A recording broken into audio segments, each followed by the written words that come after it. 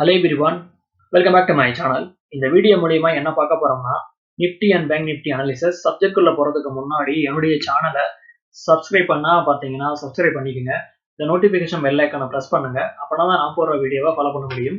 இப்போ வீடியோக்குள்ள போகலாம். இது நிஃப்டியோட டே சார்ட் பேட்டர்ன் ரொம்ப ஸ்ட்ராங்கா இருந்திருக்கு. அந்த பிரைஸ் ஆக்ஷன் ஹையர் லெவல் வந்து ஃபார்ம் பண்ணி அப் சைடுல ஸ்ட்ராங்கான மூவ்மெண்ட் பண்ணிருக்கு. ஃபைனலா வந்து சப்போர்ட்டை வந்து ப்ரோக் பண்ணி பிரேக் டவுன் கொடுத்து பீரிஷ் கண்டில நிஃப்டி வந்து பதிவு பண்ணியிருக்கு. நெக்ஸ்ட் வந்து சப்போர்ட் 25,600 அண்ட் 25,200 சப்போர்ட் இருக்கு. இந்த சப்போர்ட்டை வந்து ரீடெஸ்ட் பண்ண வருமானு வெயிட் பண்ணி பார்க்கணும். இது பை செல் ரெக்கமெண்டேஷன் கிடையாது. அட் தி சேம் டைம் எந்த ஒரு இன்வெஸ்ட்மெண்ட் அட்வைஸும் நான் ஷேர் பண்ணல. இந்த video only for education purpose.